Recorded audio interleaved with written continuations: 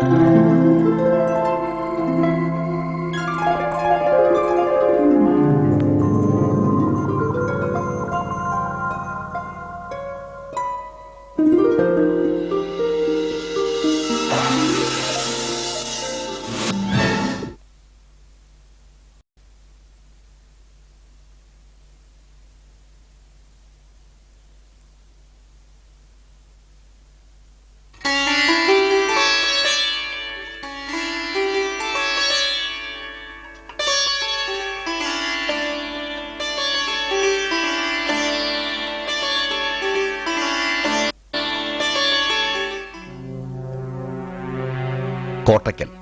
ചരിത്രത്തിന്റെ സ്മരണകൾ ഉറങ്ങുന്ന കിഴക്കേ കോവിലകത്തിന്റെ അവശിഷ്ട ഭാഗങ്ങൾ.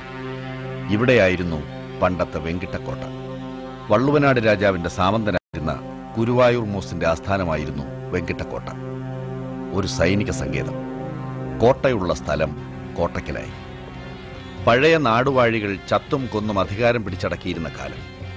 സാമൂതിരിയുടെ സൈന്യം ഗുരുവായൂർ മൂസിനെ വധിച്ച് കോട്ട സ്വന്തമാക്കി. ടിപ്പുവിന്റെ പടയോട്ടക്കാലത്ത് തിരുവനന്തപുരത്ത് അഭയം തേടിയ സാമൂതിരി കുടുംബാംഗങ്ങൾ തിരിച്ചു വന്നപ്പോൾ വെങ്കിട്ടക്കോട്ട കോവിലകമായി മാറ്റിയെടുത്തു. കോട്ടയ്ക്കലിന്റെ ചരിത്രത്തിലെ ഒരു നാഴികക്കല്ലായിരുന്നു അത്. പടയോട്ടക്കാലത്ത് തിരുവനന്തപുരത്ത് അഭയം തേടിയവരിൽ പന്നീമ്പള്ളി വാര്യത്തെ അംഗങ്ങളും ഉണ്ടായിരുന്നു.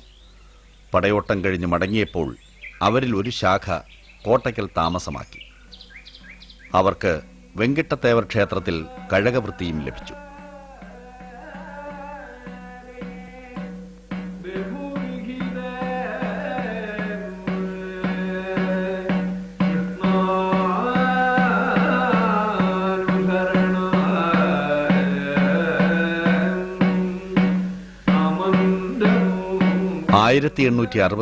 മാർച്ച് 16 പന്നീമ്പള്ളി വാര്യത്തെ കുഞ്ഞുകുട്ടി വാരസ്യാർക്ക് ഒരാൺകുഞ്ഞു പിറന്നു. മീനത്തിൽ അശ്വതി നാളിൽ പിറന്ന കുഞ്ഞിന് ശങ്കരൻ എന്ന് പേരിട്ടു. ഭിഷഗ്വരന്മാരായിരുന്ന പൂർവികരുടെ പാരമ്പര്യം ശങ്കരൻ നിലനിർത്തുമെന്ന പ്രതീക്ഷയായിരുന്നു ഏവർക്കും. ഏറെ മോഹിച്ചുണ്ടായ ഉണ്ണി. വെങ്കിട്ടത്തേവർ ക്ഷേത്രത്തിനടുത്തുള്ള ഈ വീട്ടിലായിരുന്നു ശങ്കുണ്ണിയുടെ ബാല്യം. പാരമ്പര്യമനുസരിച്ച് ശങ്കുണ്ണി കോവിലകത്ത് വെച്ച് ഗുരുഭൂതന്മാരിൽ നിന്ന് സംസ്കൃതം അഭ്യസിച്ചു. മഹാപണ്ഡിതനായിരുന്ന കൈക്കുളങ്ങര രാമവാര്യരുടെ ശിഷ്യത്വം ലഭിച്ചത് ഒരു ഭാഗ്യമായി ശങ്കുണ്ണി കരുതി. അദ്ദേഹമാണ് ശങ്കുണ്ണിയെക്കൊണ്ട് ആദ്യത്തെ കവിത എഴുതിച്ചത്. അത് ജീവിത അവസാനം വരെ ശങ്കുണ്ണി തന്റെ ഹൃദയത്തിൽ സൂക്ഷിച്ചു.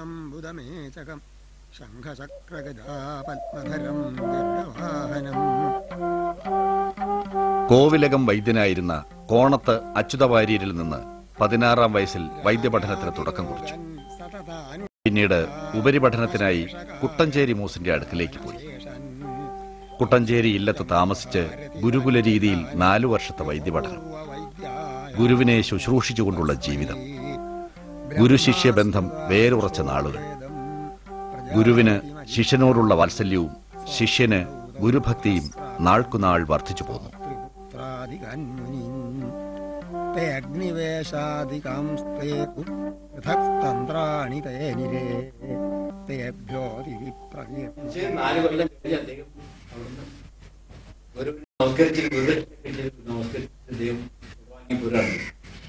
പോന്നതിന്റെ ശേഷവും ഗുരുനാഥൻ, അതാണ് ഗുരുഭക്തിയുടെ ഒരു അദ്ദേഹം അദ്ദേഹത്തിന് പറഞ്ഞിട്ടുള്ളത്. അദ്ദേഹം ഇവിടെ വന്നത് അദ്ദേഹത്തിന്റെ അമ്മയുടെ അച്ഛന്റെ ചരമം കഴിഞ്ഞിട്ട് അതിന്റെ ക്രിയകൾ ചെയ്തുകൊണ്ടിരിക്കുന്ന അവസരത്തിലാണ് ഗുരുവിന് വളരെ അത്യാസന്നായിട്ട് കിടക്കുകയാണ്. ഉടനെ വരണം എന്ന് പറഞ്ഞിട്ട് അതുകൊണ്ട് അപ്പൊ അദ്ദേഹത്തിന് പോവാൻ വയ്യാത്തൊരു ഘട്ടമായിരുന്നു. അദ്ദേഹം വളരെ ധ്യാനിച്ചുകൊണ്ട് ഈശ്വരാന്ന് വിചാരിച്ച് ഈ കർമ്മങ്ങളൊക്കെ കഴിഞ്ഞിട്ട് പിന്നെയാണ് ഈ ഇവിടേക്ക് നടന്നു പോയത്. അവിടെ ചെന്നപ്പോ കണ്ണു പിടിച്ച് നോക്കി, ഇദ്ദേഹത്തിന് നോക്കി. 10 മിനിറ്റ് അദ്ദേഹം മരിക്കുകയും ചെയ്തു. അപ്പോഴാണ് ഗുരുനാഥന്റെ അനുഗ്രഹം എനിക്ക് കിട്ടിയിരിക്കണമെന്ന്.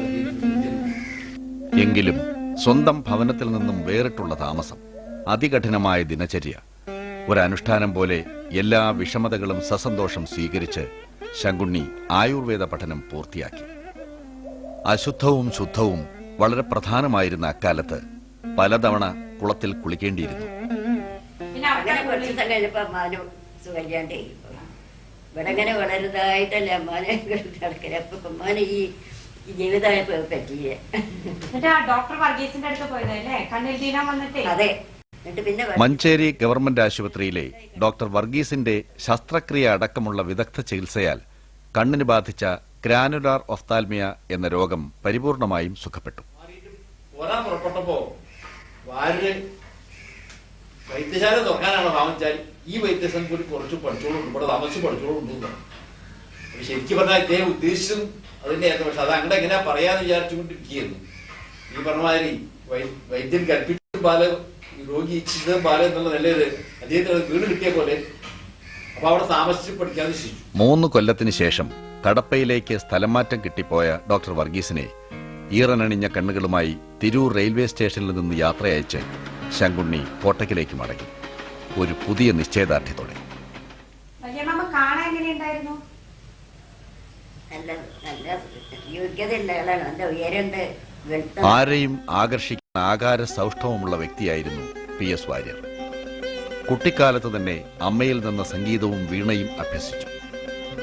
കോട്ടയ്ക്കൽ കോവിലകം സംഗീത വിദ്വാൻമാരിൽ നിന്ന് കഥകളി സംഗീതവും. കൃഷ്ണനാട്ട സംഗീതത്തിൽ അദ്ദേഹത്തിനുണ്ടായിരുന്ന പാടവം അന്നത്തെ സാമൂതിരിപ്പാട് അംഗീകരിക്കുകയുണ്ടായി.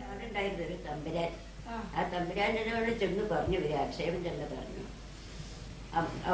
പറ്റിയിട്ടാ പാടുന്നത്, അങ്ങനെയൊക്കെ ചെന്ന് പറഞ്ഞു. അപ്പൊ അദ്ദേഹം പറഞ്ഞു, ഞാനൊന്ന് കേൾക്കട്ടെ എന്നിട്ട് അറിയാം. പാടാൻ പറഞ്ഞിട്ട് പാടുന്ന കേട്ടു. അപ്പൊ വളരെ സന്തോഷമായി അദ്ദേഹം. സംഗീത അഭ്യസനത്തോടൊപ്പം തന്നെ അദ്ദേഹം ആയുർവേദം പഠിപ്പിക്കുന്നതിനും തുടക്കമിട്ടു. സ്വന്തം സഹോദരനായിരുന്ന PV കൃഷ്ണവാര്യരെ അഷ്ടാംഗഹൃദയം പഠിപ്പിച്ചത് അദ്ദേഹമാണ്. ഇക്കാലത്ത് സ്വന്തം പിതാവും ഗുരുനാഥനും അടുത്തടുത്ത് അന്തരിച്ചതിലുണ്ടായ മനോവിഷമ നിമിത്തം കുറച്ചുകാലം ഗുരുനാഥന്റെ പരദേവതയായ ധന്വന്തരി മൂർത്തിയെ ഭജിക്കുന്നതിനായി നെല്ലുവായിൽ ചെന്ന് താമസിക്കുകയുണ്ടായി. പിന്നീട് കോട്ടയ്ക്കൽ വന്ന് ചികിത്സ ആരംഭിച്ചപ്പോഴാണ് ശങ്കുണ്ണിക്ക് ഒരു കാര്യം ബോധ്യപ്പെട്ടത്. തന്റെ ചികിത്സ ഫലിക്കണമെങ്കിൽ ഔഷധങ്ങൾ താൻ തന്നെ ഉണ്ടാക്കി കൊടുക്കണം. അതുകൊണ്ട് മരുന്ന് നിർമ്മാണം ആരംഭിക്കണമെന്ന് അദ്ദേഹം നിശ്ചയിച്ചു. പക്ഷേ വൈദ്യശാല തുടങ്ങാൻ വേണ്ടത്ര പണമുണ്ടായിരുന്നില്ല. പക്ഷെ കുറി പിരിച്ചു കഴിഞ്ഞപ്പോ അമ്മ പറഞ്ഞു, ആ കാശ് ഇങ്ങോട്ട് തരാൻ പറഞ്ഞു. അത് മേടിച്ചിട്ട് അവിടെ വെച്ചു. ഇത് നീ കുറി ചിറ്റെത്തുന്നത് അവർ തരില്ല, കുറി ചിറ്റെത്തിയാലേ ഇത് എടുക്കാൻ പാടുള്ളൂ, അതുവരെ ഇത് കടാണ്, അതുകൊണ്ട് അത് തരാൻ പാടില്ല എന്ന് പറഞ്ഞിട്ട് അത് മേടിച്ചു വെച്ചു. എന്നിട്ട് അതുകൊണ്ട് ഇടപാടുകളൊക്കെ നടത്തിയിട്ട് ആ ചിറ്റെത്തിയപ്പോ ആ പരിചയോട് കൂടിയിട്ട് ആ കാശ് ഇദ്ദേഹത്തിന് മടക്കി കൊടുപ്പിച്ചു. അങ്ങനെ അദ്ദേഹം ഈ 125 രൂപയ്ക്ക് കൊടുത്തിട്ടാണ് ഇപ്പൊ നിൽക്കുന്ന ആ ഡിസ്പെൻസറി സ്ഥലം അദ്ദേഹം വാങ്ങിയിട്ട് ആദ്യം തുടങ്ങിയത് മരുന്നുണ്ടാക്കാനും. ആയുർവേദ മരുന്നുകളും ഇംഗ്ലീഷ് മരുന്നുകളെ പോലെ നിർമ്മിച്ച് കേടുവരാതെ സൂക്ഷിക്കേണ്ടതിന്റെ ആവശ്യം ഡോക്ടർ വർഗീസിന്റെ കീഴിലുള്ള അലോപ്പതി പഠനത്തിൽ നിന്നാണ് വാര്യർക്ക് മനസ്സിലായത്. ഇക്കാര്യങ്ങൾ പൊതുജനങ്ങളെ ബോധ്യപ്പെടുത്താൻ 1902 ഒക്ടോബർ 16 ആര്യവൈദ്യശാല തുറന്ന സമയത്ത് അദ്ദേഹം പുറത്തിറക്കിയ വിജ്ഞാപനം.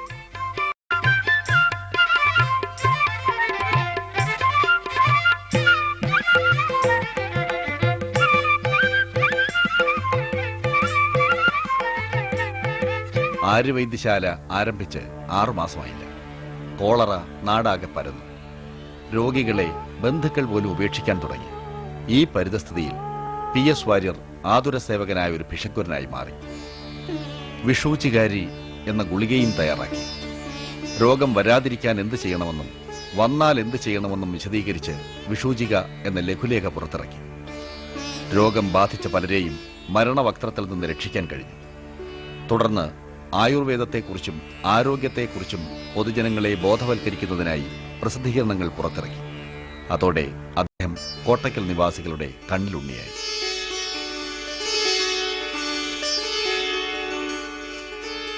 അദ്ദേഹം പഠിക്കുന്ന കാലത്ത് തന്നെയും ഒരു ഇനി വരുന്ന തലമുറയ്ക്ക് വൈദ്യപഠനത്തിന് കുറച്ചുകൂടി എളുപ്പത്തിൽ സാധിക്കണം എന്നുള്ള ഗുരുകുല സമ്പ്രദായം അല്ലാണ്ട് ഒരു കോളേജ് രൂപത്തിലാവണം എന്നുള്ള ഉദ്ദേശത്തോടു കൂടി അദ്ദേഹത്തിന് മനസ്സിലുണ്ടായിരുന്നു. പക്ഷെ അതിന് അദ്ദേഹം ഒറ്റയ്ക്ക് ആയ പോരല്ലോ എന്ന് വിചാരിച്ചിട്ട് കേരളത്തിലുള്ള വൈദ്യന്മാരെ എല്ലാവരെയും കൂടി സംഘടിപ്പിച്ചുകൊണ്ട് ആയുർവേദ സമാജം ഒന്ന് രൂപീകരിച്ചു. അതിന്റെ കീഴിലൊക്കെയാണ് ഈ ധന്വന്തരി എന്ന മലയാളത്തിലെ ആദ്യത്തെ ആരോഗ്യ മാസിക PS വാര്യരുടെ പത്രാധിപത്യത്തിൽ 1903 ആരംഭിച്ചു. അക്കാലത്ത് ധന്വന്തരിയിൽ വിജ്ഞാനപ്രദങ്ങളായ പല ചർച്ചകളും നടന്നിരുന്നു. യുക്തിയധിഷ്ഠിതമായ ആധുനിക ശാസ്ത്രത്തെ ആയുർവേദത്തിന്റെ പുരോഗതിക്കായി വേണ്ടതുപോലെ ഉപയോഗിക്കുന്നതിന് അദ്ദേഹം സദാ സന്നദ്ധനായിരുന്നു. ഇതിന്റെ ഫലമായി ഔഷധങ്ങളെയും ചികിത്സയെയും പ്രതിപാദിക്കുന്ന ചികിത്സാ സംഗ്രഹം, അനോട്ടമി, ഫിസിയോളജി എന്നിവയെ പ്രതിപാദിക്കുന്ന അഷ്ടാംഗ ശാരീരം, ബൃഹച്ഛാരീരം എന്നീ ഗ്രന്ഥങ്ങൾ രചിക്കുകയുണ്ടായി. PV കൃഷ്ണവാര്യരുടെ പത്രാധിപത്യത്തിൽ കോട്ടയ്ക്കൽ നിന്ന് പ്രസിദ്ധീകരിച്ചിരുന്ന കവനകൗമുദിയുടെ പ്രവർത്തനങ്ങളിലും വാര്യരുടെ സംഭാവന നിസ്തുലമായിരുന്നു.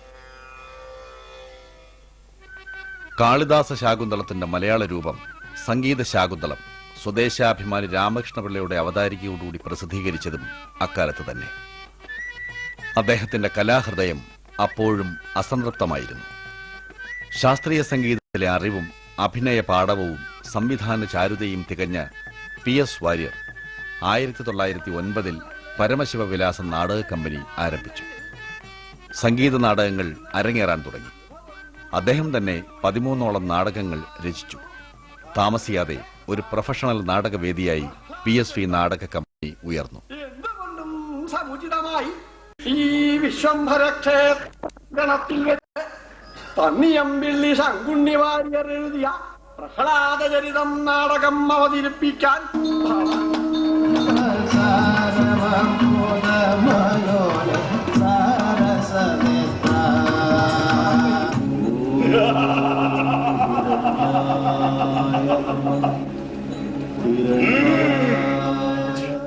ഇന്ദ്രൻ, അഗ്നി, യമൻ, വരുണൻ മുതലായവരെ നമ്മുടെ കാരാഗ്രഹത്തിൽ കൊണ്ടുവരണം.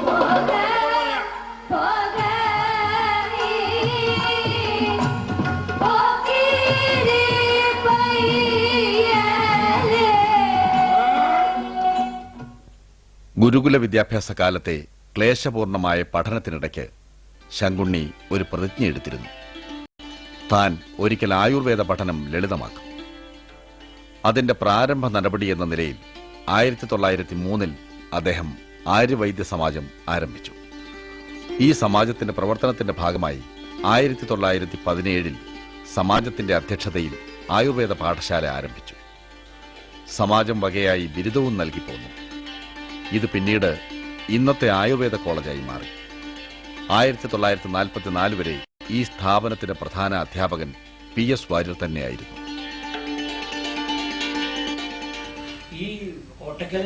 കോട്ടയ്ക്കൽ പ്രദേശത്തെ മുസ്ലിങ്ങൾക്ക് ആര്യവൈദ്യശാല വലിയൊരാശ്രയമായിരുന്നു. വൈദ്യശാലയിലേക്ക് പശുവിൻ പാലും ആട്ടിൻപാലും കൊടുത്തും ഔഷധച്ചെടികൾ പറിച്ചുകൊണ്ടുവന്ന് കൊടുത്തും ഉപജീവനമാർഗം കണ്ടെത്തിയിരുന്നവർ ഏറെയാണ്. മുസ്ലിം കുടുംബങ്ങൾക്ക് അദ്ദേഹം വലിയൊരു രക്ഷകനായിട്ട് മാറി. അന്ന് മുതൽ അങ്ങനെ ഇരിക്കുമ്പോഴാണ് ഈ 1921 ഈ മുസ്ലിം റെബലിയൻ ഖിലാഫത്ത് എന്നാണ് പറയുന്നത്, അത് പെട്ടെന്ന് പൊട്ടിപ്പുറപ്പെട്ടു. കോട്ടയ്ക്കലിനടുത്ത് തിരൂരങ്ങാടിയിൽ നിന്നും ആരംഭിച്ച ലഹള കോട്ടയ്ക്കലിലേക്കും പടരാൻ തുടങ്ങി. PS വാര്യർ അതറിഞ്ഞു. അദ്ദേഹം ചില നേതാക്കളെ വിളിച്ച് സംസാരിച്ചു. അക്രമം അരുതെന്ന് അവരെ ഉപദേശിച്ചു. ലഹളയ്ക്കൊരുങ്ങിയവരെ സ്നേഹത്തിന്റെ കുളിർമ പകർന്ന് അദ്ദേഹം തിരിച്ചയച്ചു. അങ്ങനെ കോട്ടയ്ക്കലിൽ അക്രമം പടരാതെ കഴിഞ്ഞു.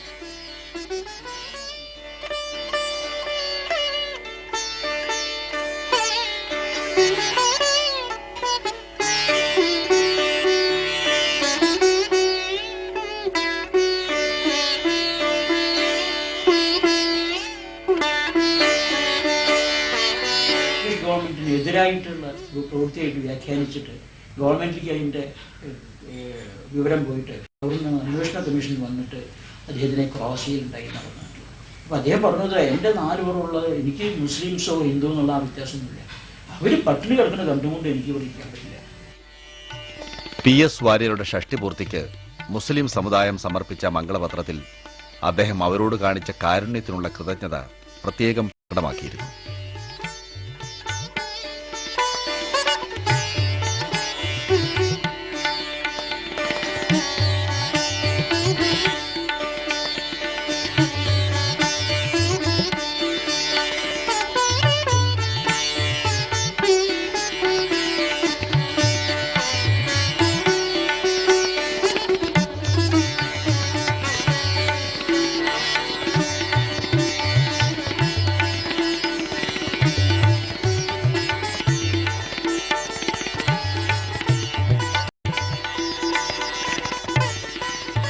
ആയിരത്തി 1924 ആരംഭിച്ച ധർമാസ്പത്രി ദരിദ്രരായ രോഗികൾക്ക് മരുന്നും ചികിത്സയും സൗജന്യമായി നൽകുന്നു.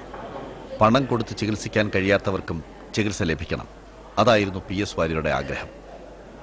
ആയുർവേദ ചികിത്സയ്ക്ക് പുറമെ ഇവിടെ അലോപ്പതി ചികിത്സയും ലഭ്യമാണ്. ചികിത്സയുടെ അനുഗ്രഹം തേടി അനേകായിരങ്ങൾ എത്തുന്നു, അന്നും ഇന്നും.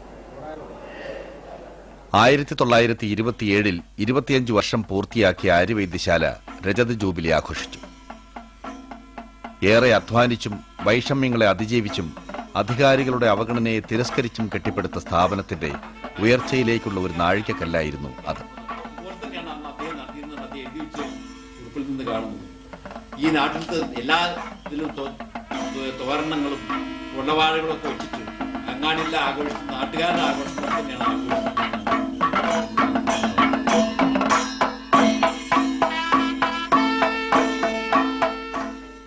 1928 കവി കുലഗുരു PV കൃഷ്ണവാര്യരുടെ താൽപര്യാർത്ഥം സാഹിത്യ പരിഷത്ത് 3ാം വാർഷിക സമ്മേളനം ഭാഗികമായി മാത്രം പണിതീർന്നിരുന്ന PS വാര്യരുടെ കൈലാസ മന്ദിരത്തിൽ വെച്ച് നടന്നു. കേരളത്തിലുള്ള എല്ലാ സാഹിത്യകാരന്മാരും ഇവിടെ വന്നിട്ടുണ്ട്. പക്ഷെ അവർക്ക് താമസിക്കാൻ ഈ വീടാണ് ഒഴിഞ്ഞു കൊടുത്തിരുന്നത്. അപ്പൊ അത് എല്ലാ ജാതിക്കാരും മതക്കാരും ഇവിടെ വന്നിട്ട് ഒന്നിച്ച് താമസിച്ചിട്ട് ഇവിടെ ഊണ് കഴിച്ചിട്ട് ഈ സാഹിത്യ പരിഷത്ത് കഴിഞ്ഞിട്ടൊന്ന് പോയിരുന്നു. അപ്പൊ അന്ന് മുതലേ അദ്ദേഹത്തിന് ആ വിഭാവന ഇതുണ്ട്. 1929 PS വാര്യരുടെ ഷഷ്ടിപൂർത്തി ആർഭാടപൂർവ്വം ആഘോഷിച്ചു. പല പ്രശസ്ത വ്യക്തികളും നാട്ടുകാരും മംഗളപത്രങ്ങളും സ്വീകരണങ്ങളും നൽകി. ചെറുപ്പത്തിൽ തനിക്കുണ്ടായിരുന്ന എല്ലാ മോഹങ്ങളും സഫലമായതായി അദ്ദേഹം കണ്ടു. ഏറെ മോഹിച്ചുണ്ടാക്കിയ സ്വന്തം ഭവനം കൈലാസമന്ദിരം. കൈലാസമന്ദിരത്തിന്റെ കവാടത്തിൽ ഹിന്ദു, മുസ്ലിം, ക്രിസ്ത്യൻ പ്രതീകങ്ങൾ കൊത്തിവെച്ചുകൊണ്ട് മതമൈത്രിയുടെ അനിവാര്യത അദ്ദേഹം ഉദ്ഘോഷിച്ചു. അതിഥി ദേവോ ഭവ എന്ന തത്വത്തെ യാഥാർത്ഥ്യമാക്കുന്ന വിധമാണ് സാഹിത്യ പരിഷത്തിന് വന്ന ബഹുമാന്യ അതിഥികളെ സ്വീകരിച്ചത്.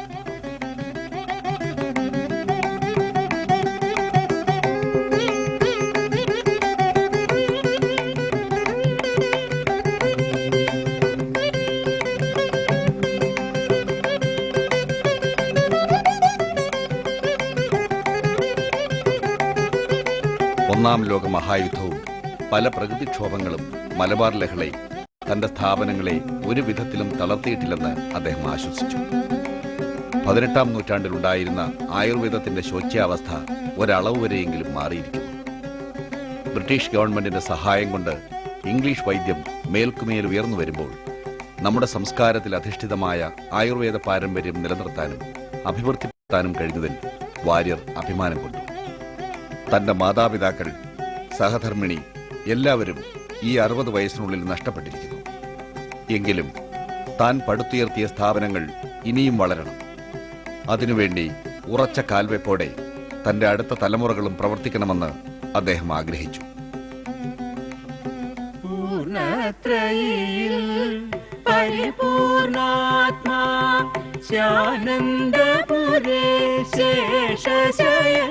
PS വാര്യർ തന്റെ ഇഷ്ടദൈവമായ വിശ്വംഭരന് കൈലാസമന്ദിരാങ്കണത്തിൽ ക്ഷേത്രം പണിയിച്ചു.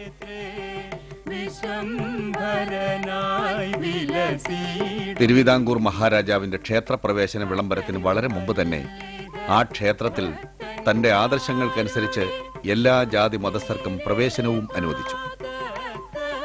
വിശ്വംഭരനെ സ്തുതിച്ചുകൊണ്ട് അദ്ദേഹം എഴുതി ചിട്ടപ്പെടുത്തിയ ഭഗവത് കേശാദിപാദം.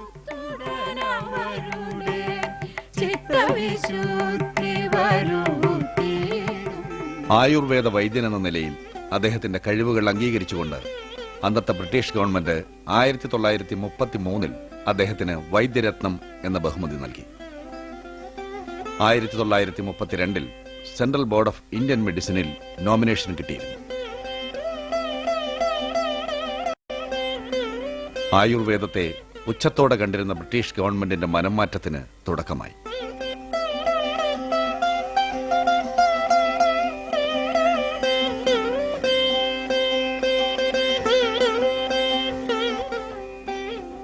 ഒരിക്കലും മെഡ്രാസിൽ നിന്ന് ഒരു പേഷ്യന്റ് വന്നു. ഇവിടെ കഴുത്തിലൊരു വലിയ ട്യൂമറായിരുന്നു. ട്യൂമറിന് സാധാരണ അലോപ്പതി പ്രകാരം ഓപ്പറേഷൻ അല്ലാണ്ട് വേറെ യാതൊരു ചികിത്സയില്ല. അപ്പൊ ഇത് അവരെ കാണിച്ചപ്പോൾ 2-3 ഡോക്ടർമാരൊക്കെ മെഡ്രാസ് കാണിച്ചു, ഭേദമില്ല. എന്നിട്ട് ഓപ്പറേഷൻ കൂടാണ്ട് കഴിക്കാൻ പറ്റുമോ എന്ന് അന്വേഷിക്കാനായിട്ടാണ് അവർ വന്നിരുന്നത്. അത് കാരണം വന്നു, അദ്ദേഹം നോക്കിയിട്ട് പറഞ്ഞത് ശരിയാക്കാമെന്നും പറഞ്ഞു. പിന്നെ എന്തൊക്കെ അകത്തേക്ക് ചില മരുന്നുകളൊക്കെ കൊടുത്തു. ഈ ബോയിൽ എന്ന് പറഞ്ഞിട്ടുണ്ട്, അത് പിന്നെ പഴുത്ത് പൊട്ടിച്ച് വെള്ളമാക്കി ഉണക്കുക, അത് ചെയ്യാം. ട്യൂമറിന് യാതൊരു രക്ഷയില്ല, അത് ഓപ്പറേഷൻ മാത്രമേ അവർ അലോപ്പതി പ്രകാരം അതേ ഉള്ളൂ. അദ്ദേഹത്തൊക്കെ ലേപനമൊക്കെ കൊടുത്ത് അകത്തേക്ക് മരുന്ന് കൊടുത്ത് 1-2 മാസം കൊണ്ട് കംപ്ലീറ്റ് ആയിട്ട് അത് പേര്. പലതരം രോഗങ്ങൾ, പലതരം രോഗികൾ, ഭാരതത്തിന്റെ വിവിധ ഭാഗങ്ങളിലുള്ളവർ എല്ലാവരും അദ്ദേഹത്തിന്റെ പരിചരണത്തിൽ സുഖം പ്രാപിച്ചു. ദിവംഗതനാവുന്നതിന് തൊട്ടു മുമ്പ് വരെ രോഗികളെ വിശദമായി പരിശോധിക്കുകയും വിശദമായ മരുന്ന് കുറിപ്പുകൾ നൽകുകയും ചെയ്തിരുന്നു.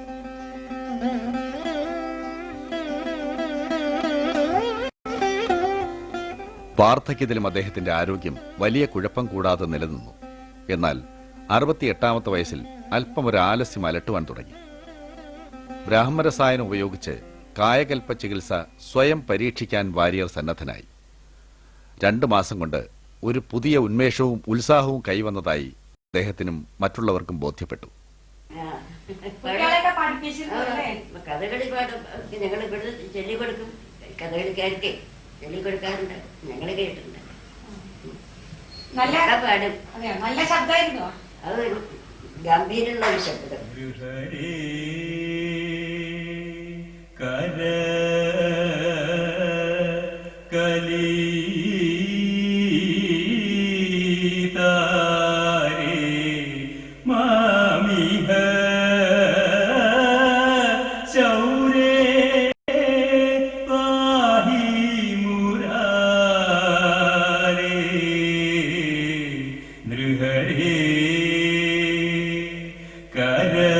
അദ്ദേഹം പാടുമ്പോൾ അവിടെ നമുക്കുണ്ടാകുന്ന ഒരു ഭക്തിഭാവം വേറെ ഒരാൾ പാടുന്നത് ഞാൻ കേട്ടില്ല. 1939 ആയപ്പോഴേക്ക് PS വാര്യരുടെ ശ്രദ്ധ കഥകളിയിലേക്ക് തിരിഞ്ഞു. ചില നാടക നടന്മാർ കഥകളി പഠിക്കാൻ താല്പര്യം പ്രകടിപ്പിച്ചിരുന്നു. കഥകളിയാവട്ടെ കൂടുതൽ ആകർഷകമാണ് താനും. വള്ളത്തോൾ കഥകളിയെ പുനരുദ്ധരിച്ചുകൊണ്ടിരുന്ന കാലമായിരുന്നു അത്. അങ്ങനെ നാടക കമ്പനി നാട്യസംഘമായി മാറി.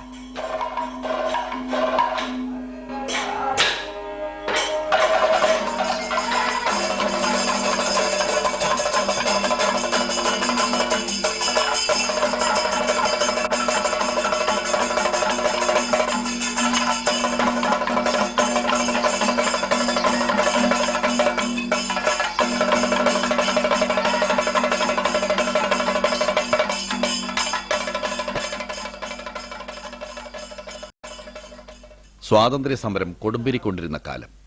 PS വാര്യരിലെ ദേശാഭിമാനി അടങ്ങിയിരുന്നില്ല. ശത്രുവിനെ പരാജയപ്പെടുത്താൻ ധീരമായ കർമ്മപഥങ്ങളാണ് ആവശ്യമെന്ന് അദ്ദേഹം വിശ്വസിച്ചു. അതനുസരിച്ച് പ്രവർത്തിക്കുകയും ചെയ്തു. സ്വാതന്ത്ര്യം നമുക്ക് കിട്ടണം.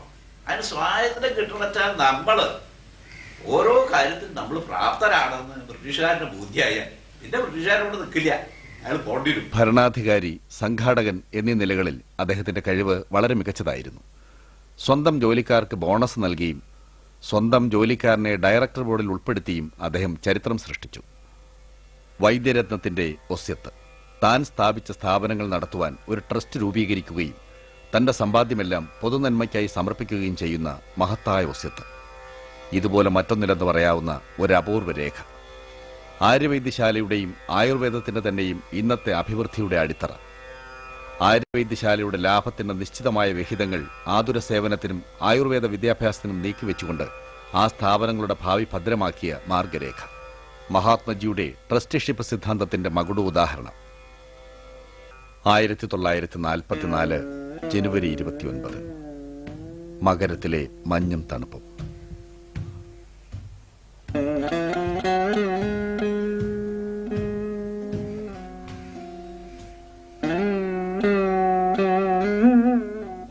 അന്ന് അല്പം ഒരു ക്ഷീണം വൈദ്യരത്നത്തിന് അനുഭവപ്പെട്ടു. ഹൃദയത്തിന്റെ ഒരു താളപ്പിഴ അദ്ദേഹം ശ്രദ്ധിച്ചിരുന്നു. അത് ഡയറിയിൽ കുറിച്ചിടുകയും ചെയ്തു. ആരോഗ്യശാസ്ത്രം പൂർണ്ണമായും സ്വായത്തമാക്കാൻ വേണ്ടി തന്റെ ആയുസ് മുഴുവൻ ഉപയോഗിച്ച വൈദ്യരത്നം അന്ത്യനിമിഷം അടുത്തു വരുന്നതായി അറിഞ്ഞിരുന്നുവോ? അറിഞ്ഞിരിക്കാം. എഴുതാൻ വേണ്ടി തുറന്നുവെച്ച ഡയറിയും പേനയും, ധരിക്കാനായി കൈയെടുത്ത കണ്ണട, തലയ്ക്കൽ സ്വയം കത്തിച്ചുവെച്ച വിളക്ക്. 1944 ജനുവരി 30 പുലർച്ചെ 5 മണിക്ക് ആ മഹാത്മാവ് തന്റെ ആരാധനാമൂർത്തിയും ഇഷ്ടദൈവവുമായ വിശ്വംഭരനിൽ വിലയം പ്രാപിച്ചു.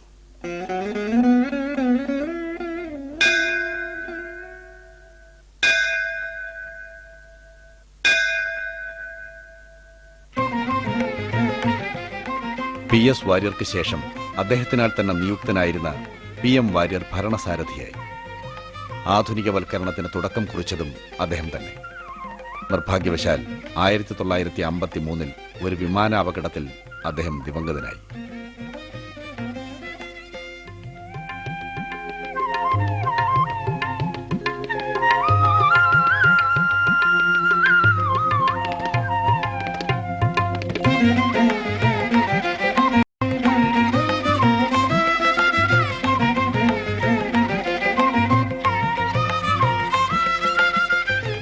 PS വാര്യർ തുടങ്ങിവെച്ച മഹത്തായ കർമ്മങ്ങൾ ഭാരതത്തിൽ ആയുർവേദത്തിന്റെ നവോത്ഥാനത്തിന് വഴിതെളിച്ചു.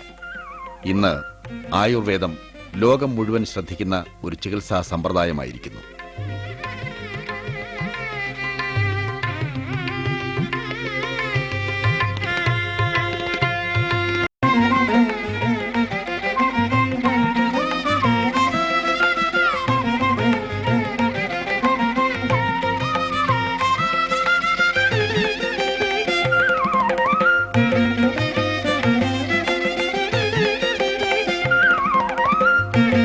PM വാര്യർക്ക് ശേഷം ആര്യവൈദ്യശാലയുടെ സാരഥ്യം ഏറ്റെടുത്ത ശ്രീ PK വാര്യർ.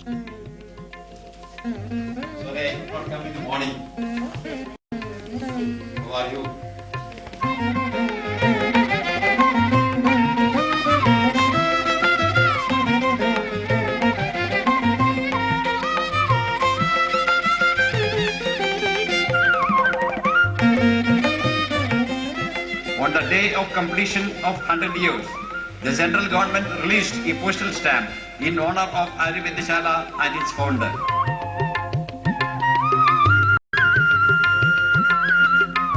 ശ്രീ PK വാര്യർ വൈദ്യരത്നം കാട്ടിക്കൊടുത്ത പന്ഥാവിലൂടെ ആയുർവേദത്തെ ഇന്നും നയിച്ചുകൊണ്ടിരിക്കുന്നു.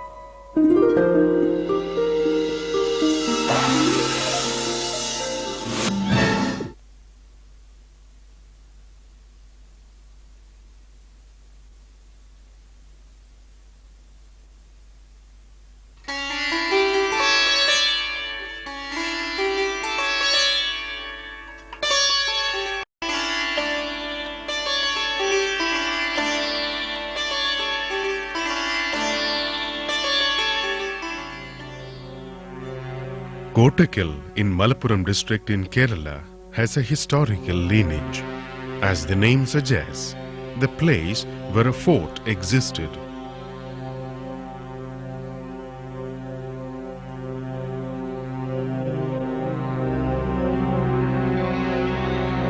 During the time of Tipu Sultan's invasion of Malabar, the Zamorins family who ruled Kottakkal till then took refuge in Travancore. As Tipu left, the Zamorins came back to Kottakkal.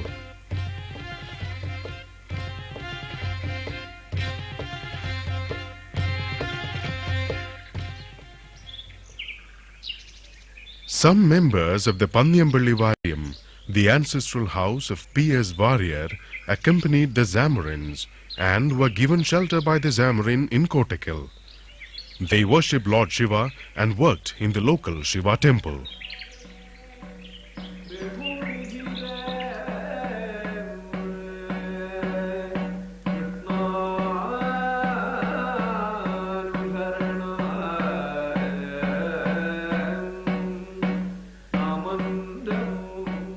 P.S. Warrior was born on the 16th of March 1869 into the Panniyambally family.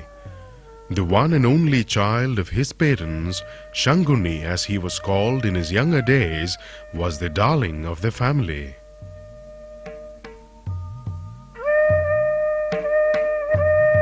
Shanguni spent his childhood in this house near the Shiva temple at Kottakkal.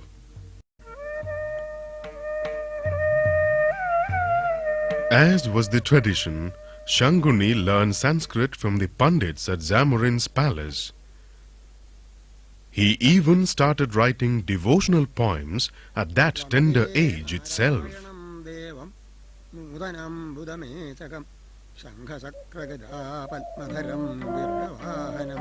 As he approached his teens, he started learning Ayurveda, following in the footsteps of his uncles, who were Ayurvedic practitioners themselves.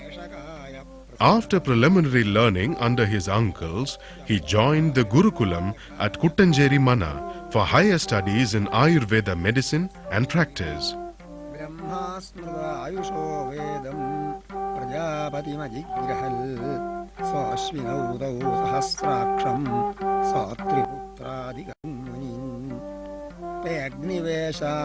Very intelligent, obedient and humble as he was soon to become the most favorite student of the Guru.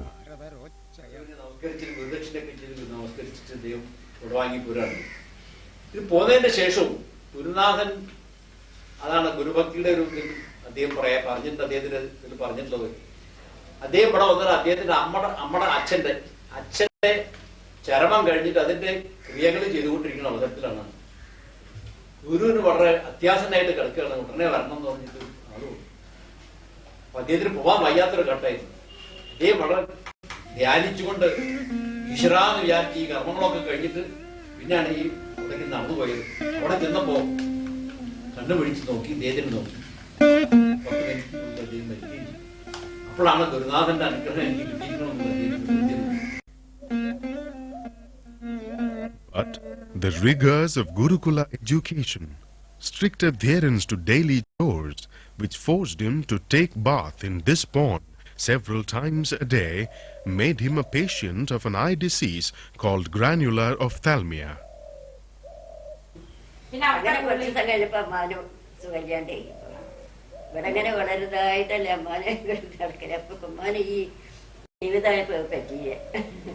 Doctor വർഗീസിന്റെ അടുത്ത് പോയതല്ലേ കണ്ണിൽ തീരാൻ വന്നിട്ടേ? അതെ, എന്നിട്ട് പിന്നെ വർഗീസിനെ കണ്ടിട്ട് ഓപ്പറേഷനൊക്കെ ഉണ്ടായി കണ്ണില്ലേ, കഴിഞ്ഞപ്പോ മാറി.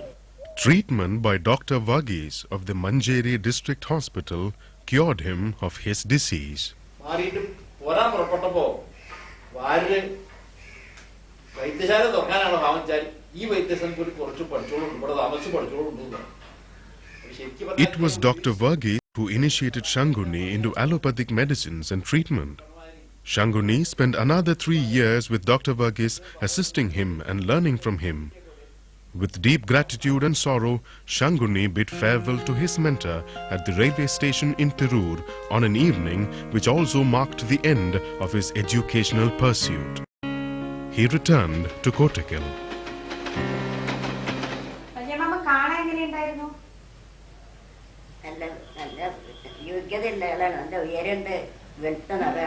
Shanguni soon grew into a towering and attractive personality, developing an interest in classical music and other performing art forms as well. He had earlier learnt classical music and veena from his mother, a music enthusiast herself. His talent and style in the presentation of Kathakali and Krishnanatam music was well appreciated by the Zamorin himself. പെറ്റിയിട്ട് പാടുന്നത് എങ്ങനെയൊക്കെ ചെന്ന് പറഞ്ഞു. അപ്പോൾ അദ്ദേഹം പറഞ്ഞു ഞാനൊന്ന് കേൾക്കട്ടെ എന്നിട്ട് പറയാം. പാടാൻ പറഞ്ഞിട്ട് പാടിന് കേട്ടു. അപ്പോൾ വളരെ സന്തോഷമായി അദ്ദേഹത്തിന്. P.S. Warrior decided to apply his allopathic experience in making Ayurvedic medicines. His cousin P.V. Krishna Warrior was among those who learned the Ashtanga Hridayam from him. Misfortunes haunted him during those days. In a matter of 2 weeks, both his father and guru died. This was quite shattering to the young man. For getting solace and peace of mind, he spent some days at the temple at Nelluvai, praying to Lord Dhanvantari, the presiding deity. Treating patients at Kottakkal, he understood that the medicines he prescribed should also be manufactured by himself if the treatment was to succeed. The knowledge of allopathic medicines and practices also made him conscious of this fact. പക്ഷെ കുറി പിരിച്ചു കഴിഞ്ഞപ്പോൾ അമ്മ പറഞ്ഞു ആ കാശ് ഇങ്ങോട്ട് തരാൻ പറഞ്ഞു. അത് മേടിച്ചിട്ട് അവിടെ വെച്ചു. ഇത് നീ കുറി ചിറ്റെത്തുന്നത് അവരെ തരില്ല. കുറി ചിറ്റെത്തിയാലേ ഇത് എടുക്കാൻ പാടുള്ളൂ. അതുവരെ ഇത് കടാണ്, അതുകൊണ്ട് അത് തരാൻ പാടില്ല എന്ന് പറഞ്ഞിട്ട് അത് മേടിച്ചു വെച്ചു. എന്നിട്ട് അതുകൊണ്ട് ഇടപാടുകളൊക്കെ നടത്തിയിട്ട് ആ ചിറ്റെത്തിയപ്പോൾ ആ പരിശോട് കൂടിയിട്ട് ആ കാശ് ഇദ്ദേഹത്തിന് മടക്കി കൊടുത്തിട്ടു. അങ്ങനെ അദ്ദേഹം ഈ 125 രൂപയ്ക്ക് കൊടുത്തിട്ടാണ് ഇപ്പോൾ നിൽക്കുന്ന ഡിസ്പെൻസറി സ്ഥലം അദ്ദേഹം വാങ്ങിയിട്ട് ആദ്യം. Soon, he started a unit for manufacturing Ayurvedic medicines. This was a revolutionary concept those days, since Ayurvedic medicines were usually made by the patients themselves at home, according to the prescriptions given by the physicians. To make the public and the patients aware of decent manufacturing practices of medicines, preservation of medicines, and the facility of use of manufactured and standardized medicines, this declaration was published by P.S. Warrior at the inauguration of his Arya Vaidyashala on the 16th of October 1902. It was only about 6 months since the Arya Vaidyashala opened. Kottakkal fell into the grip of cholera. People started fleeing to neighboring areas, fearing the dreaded disease. P.S. Warrior could not stand this tragedy being enacted right in front of his eyes. He started visiting patients at home. He explained to everyone how the epidemic can be prevented from spreading, how to keep the surroundings clean. Dr. P.S. Warrior also researched and produced a special Ayurvedic medicine, Vishujikari. He also published a booklet, Vishujika, detailing how the disease can be prevented and cured. Soon, he became the darling of the masses in and around Kottakkal.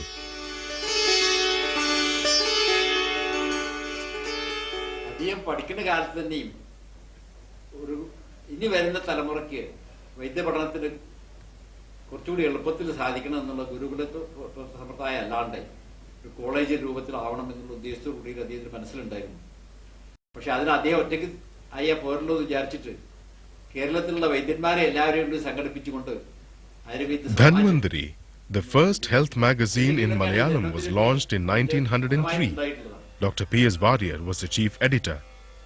Contemporary health issues, modern trends in all systems of medicines, and debates on controversial medical issues were regularly published in Dhanvantari.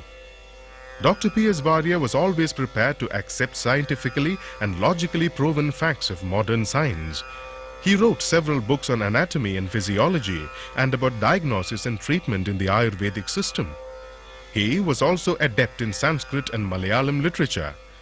His literary contributions to the magazine Kavana Kaumudi, published by his cousin P.V. Krishna Warrior, were also phenomenal. A Malayalam interpretation of Kalidasa Shakuntalam called Sangeeta Shakuntalam was penned by him. Dr. P.S. Warrior was not just a doctor or a literator. He was also deeply interested in the performing arts.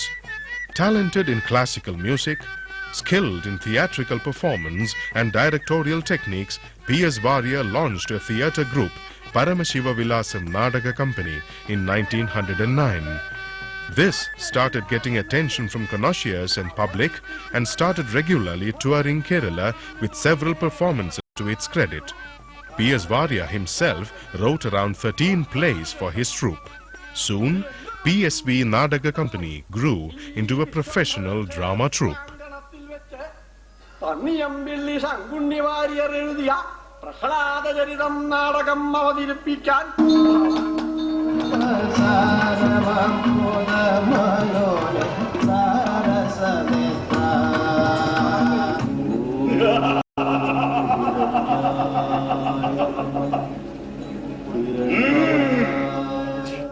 Indran, അഗ്നി, Yemen, Varunan മുതലായവരെ നമ്മുടെ കാരാഗ്രഹത്തിൽ കൊണ്ടുവരണം.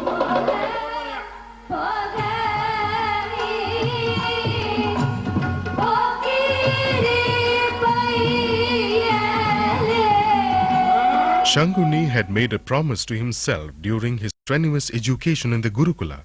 One day, he would make Ayurvedic learning easier, acceptable and approachable for the common man. To attain this aim, he started the Arya Vaidya Samajam in 1903. Many doctors from different parts of Kerala became members of this Samajam. In 1917, an Ayurvedic Pathashala was started. The Samajam conducted examinations and students were conferred degrees. This later became the Ayurveda College at Kottakkal. Till 1944, Dr. P.S. Varya was the principal of this college.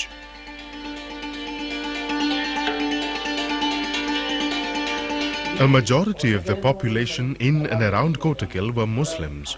Most of them were very poor. They made a living selling milk products and medicinal plants to the Arya Vaidyashala. The Vaidyashala thus became a boon to the poor and the downtrodden in and around Kottakkal.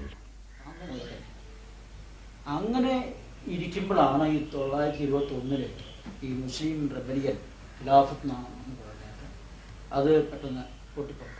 The Khilafat movement, which got a communal color in Malabar, spread into Kottakkal too. P.S. Varya directly conferred with the leaders of the riots, made them understand things in the proper perspective. Kottakkal was thus spared from a catastrophe. The poor Muslims of Kottakkal thus escaped from the torture of the British police.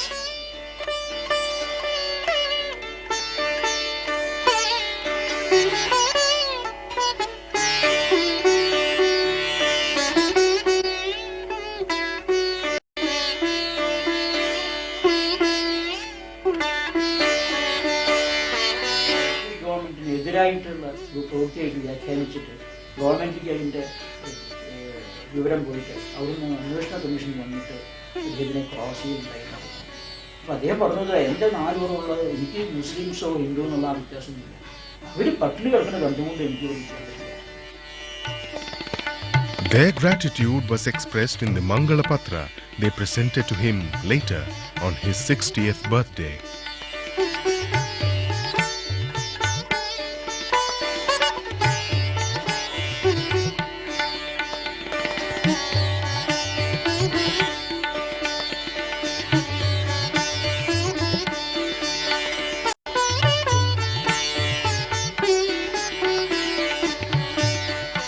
Nevertheless, men from some households were arrested and jailed. Their families were struggling. Knowing this, P.S. Varya started a hospital for the poor in 1924. The construction of the hospital proceeded slowly so that a lot of people got regular employment for long periods. Even today, treatment and medicines in this hospital is free for all. This has a wing for allopathic medicines and treatment as well.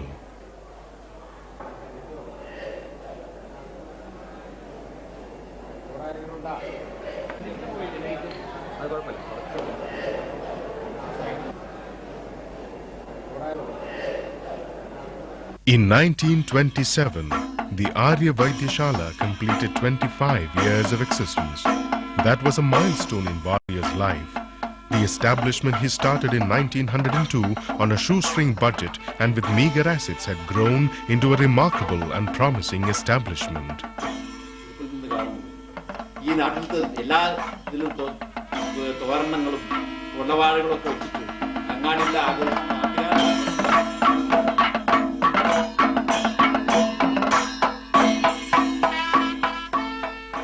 At the age of 58, P.S. Varya started building his own house.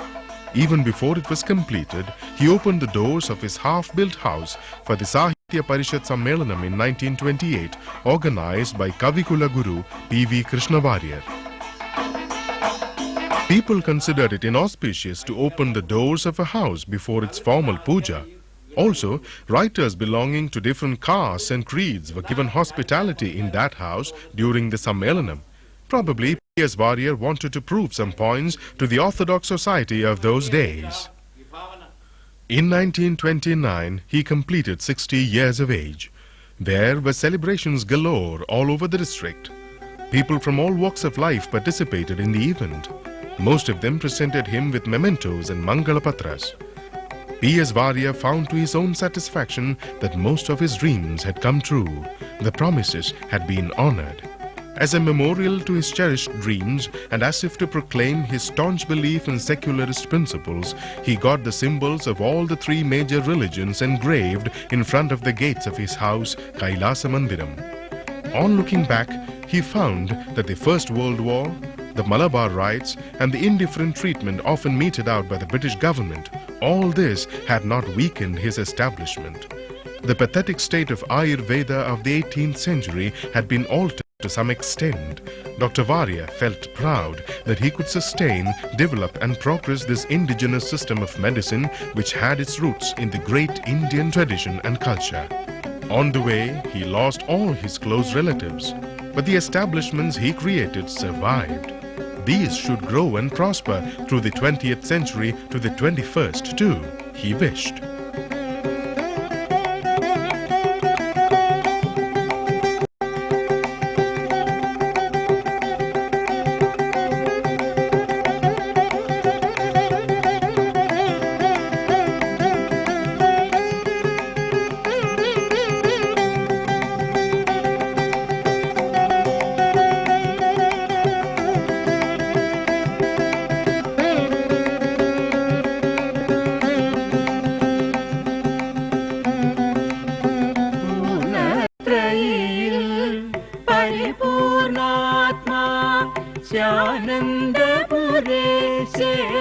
P.S. Warrior constructed a temple for his presiding deity, Lord Vishwambara, in the courtyard of his house. Much before the temple entry proclamation of the Maharaja of Travancore, Dr. Warrior permitted entry to members of all castes and religions into his temple. He wrote and composed this song in praise of his Lord.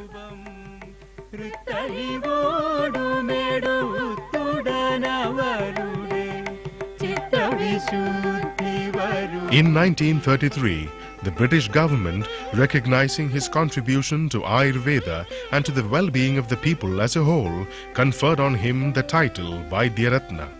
He was also included in the panel of the Central Board of Indian Medicine. A perceptible change in the attitude of the British government towards the Indian systems started becoming visible. Contempt started giving way to appreciation and recognition.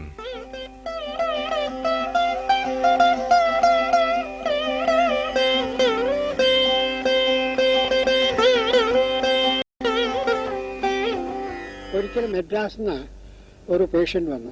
ഇവിടെ കഴുത്തിലൊരു വലിയ ട്യൂമറായിരുന്നു. ട്യൂമറിന് സാധാരണ allopathy പ്രകാരം operation അല്ലാണ്ട് വേറെ യാതൊരു ചികിത്സയില്ല. അപ്പൊ ഇത് അവര് കാണിച്ചപ്പോ 2-3 ഡോക്ടർമാരൊക്കെ മെഡ്രാസിൽ കാണിച്ചു, ഭേദമില്ല. എന്നിട്ട് ഇത് ഓപ്പറേഷൻ കൂടാണ്ട് കഴിക്കാൻ പറ്റുമോ എന്ന് അന്വേഷിക്കാനായിട്ടാണ് അവർ വന്നിരുന്നത്. വേറെ വന്നു, അദ്ദേഹം നോക്കിയിട്ട് പറഞ്ഞത് ശരിയാക്കാമെന്നും പറഞ്ഞു. പിന്നെ എന്തൊക്കെ അകത്തേക്ക് ചില മരുന്നുകളൊക്കെ കൊടുത്തു. ഈ ബോയിൽ എന്ന് പറഞ്ഞിട്ടുണ്ട്, അത് പിന്നെ പഴുത്ത് പൊട്ടിച്ച് വെള്ളമാക്കി ഉണക്ക, അത് ചെയ്യാം. ട്യൂമറിന് യാതൊരു രക്ഷയില്ല, അത് ഓപ്പറേഷൻ മാത്രമേ അവർ അലോപ്പതി പ്രകാരം അതേ ഉള്ളൂ. അദ്ദേഹത്തൊക്കെ ലേപനമൊക്കെ കൊടുത്ത് അകത്തേക്ക് മരുന്നൊക്കെ കൊടുത്ത് 1-2 മാസം കൊണ്ട് കംപ്ലീറ്റ് ആയിട്ട് അത് ചെയ്തു. He had become well known all over India and even abroad. People from all walks of life started approaching him for consultation and treatment. He met everyone personally, looked after correspondence and satisfied all the patients with his treatment. Till days before his death, he met patients and gave handwritten prescriptions. Even after crossing 60, Dr. P.S. Warrior felt very healthy.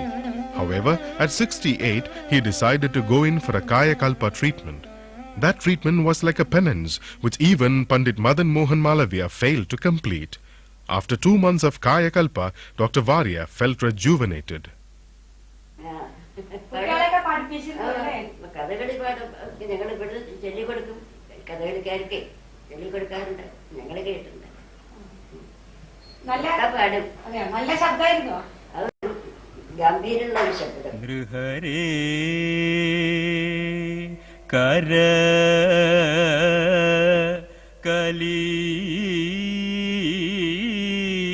കലീതാരേ മാമിഹ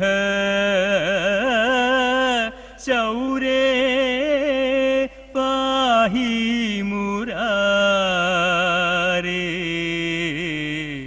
നൃഹരേ കര. അതേ പാടുമ്പോ അവിടെ നമുക്കുണ്ടാകുന്ന ഒരു ഭക്തിഭാവം വേറെ ഒരാൾ പാടുന്നത് ഞാൻ കേട്ടു. Those were the days when Kathakali was being rejuvenated by the great poet Vallathol. Also, the advent of cinema in the 30s made P.S. Varia feel that he should change his drama troupe into a Kathakali troupe. Most of the actors welcomed this as well. PSV Nadaga Company soon grew into the PSV Natya Sangam, and even today successfully performs, teaches and publishes literature on Kathakali.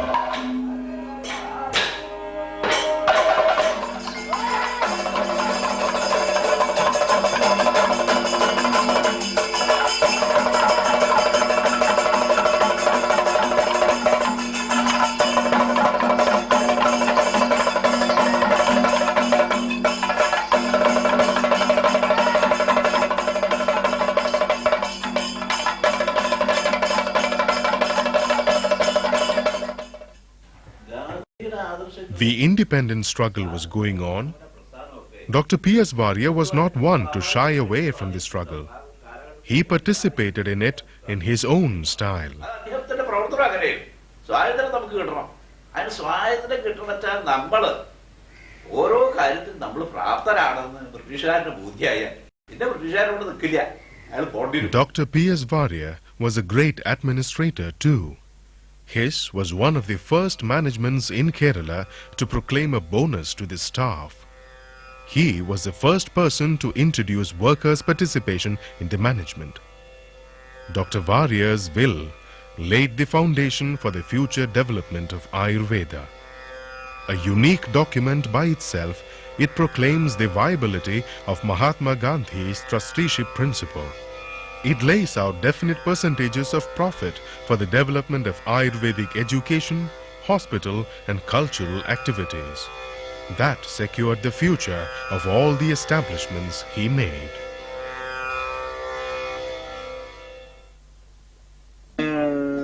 January 29th, 1944.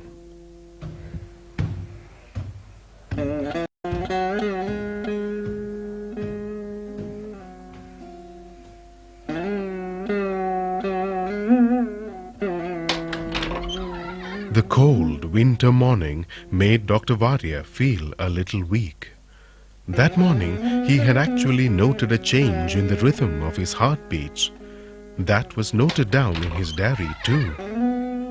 Did the great doctor know that his last moments were at hand? Possibly. With an open diary as if to note down the experience, a pen opened for writing, a lantern lit up by himself, spectacles ready to be worn, Dr. Varia retired to his heavenly abode in the early hours of 30th January 1944.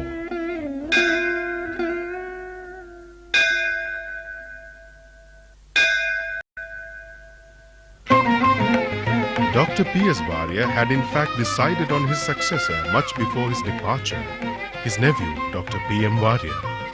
Unfortunately, Dr. P.M. Varia died in an airplane crash in 1953.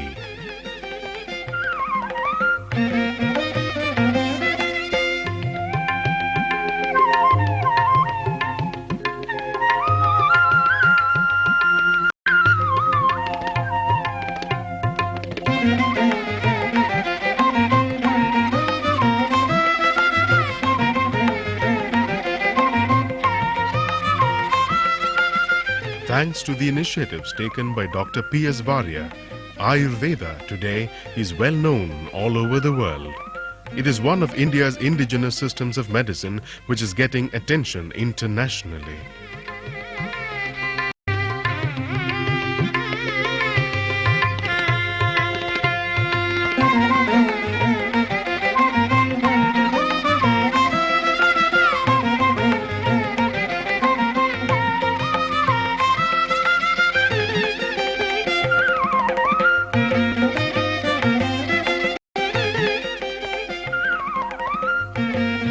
Dr. P.K. Varya, the present Managing Trustee of Kottakkal Arya Vaidyashala.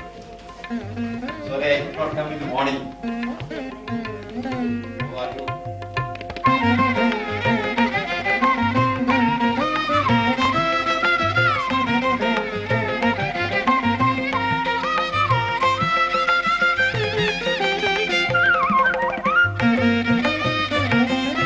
On the day of completion of 100 years, the central government released a postal stamp in honor of Arya Vaidyashala and its founder. Dr. P.K. Varya is today earnestly following the example set by his uncle. The path shown by Dr. P.S. Varya is still lit up for generations to come.